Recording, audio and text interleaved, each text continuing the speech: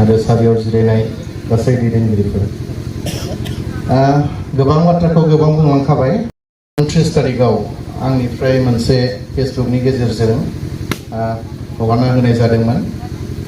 बेयावहाय आर्मी आरो सिआरपिनि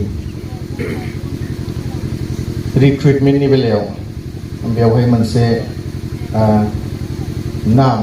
बा बाय'डाटा लानाय जादोंमोन बेयाव जों खालि सानथामल' डेट मोनदों बिदि हिसाबै दाब दाब जायगायाव जों फन खालामनो हायाखै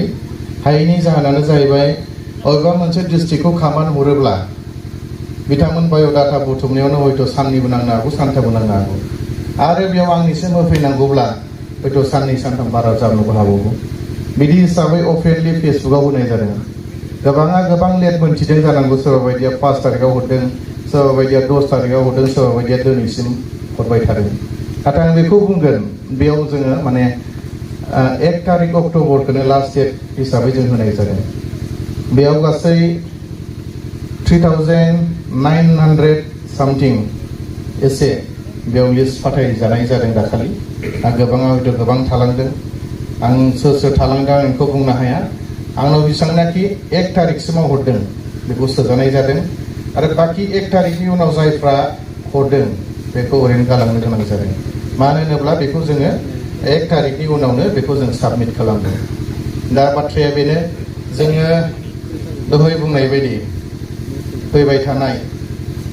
बे साननैनि गेजेरावनो जोङो गोदान दिल्लीयाव आरो थांगोन मोनसे टीम हिसाबै जों थांगोन बेयावबो जोङो बिनि सोमोन्दैनो रायलायगोन आरो गुबुन गुबुन रोखोमनि रायलायगोन बेयाव खुनु डाउट लानो नाङा आं थालांगोन बा सोरबा थालांगोन बेबायदि नङा आरो बेयावहाय जि हरनाय बियो गासैबो जाजोबगोन बेखौबो जों बुंनो हाया 4000 जननि गेजेराव हयथ' गोबाङा थालांगोन गोबाङा मोननोबो हागौ जों मिथिनाय बायदिब्ला दिनै अल इन्डिया 99,900 सामथिं फर्स खालि जानानै दङ बेनि थाखायनो हयथ' जानांगौ आइबिया जोंनो सानथाम सानब्रैल' डेट होनानै जोंनिफ्राय लिस्टखौ बिदों माबा मोनसे इमिडियेट बेयो खुनु बिटिसिजों सोमोन्दो गैया बिटिसिनि लिडारफ्राबो रावबो मिन्थिया बा स्टेटनियाबो रावबो मिन्थिया जोंखौ डाइरेक्ट दिल्लीनिफ्राय बे खामानिखौ मावनो होदों लगे लगे सेन्ट्रेल मावनाय लगे लगे स्टेटआबो बे बुस्थुखौ खामानिखौ मावो बेखायनो जिखुनु समाव नोंथांमोनखौ जेब्लाबो रेडि थाजानायखौ जों लुबैदों बा आंनिफ्रायबो लुबैदों मेसेजआ थांगोन आंनिफ्राय नोंहा सोरनिफ्रायबाबो थांनो हागौ बेफोरखौ नायनानै जेन होखानाय सम बायदि नोंथांमोना जेन हरो दिनैहाय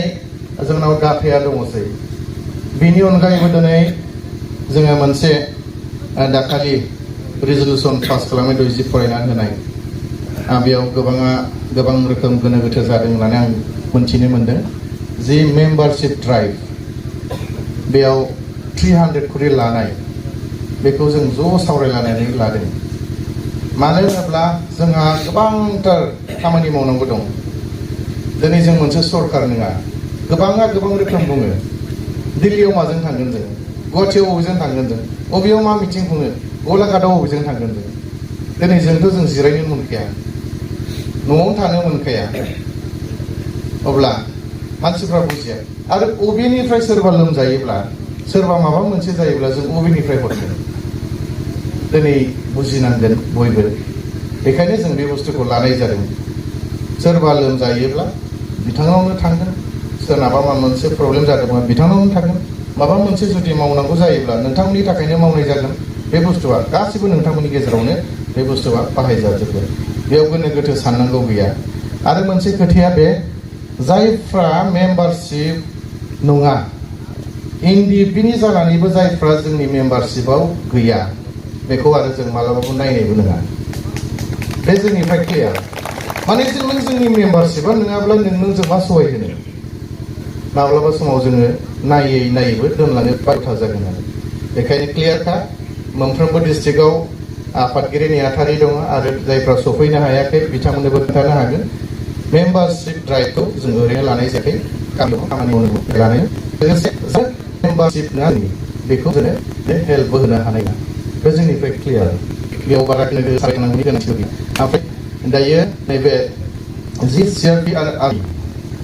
बेयो हयथ' मबे समाव जोंबो बुंनो हाया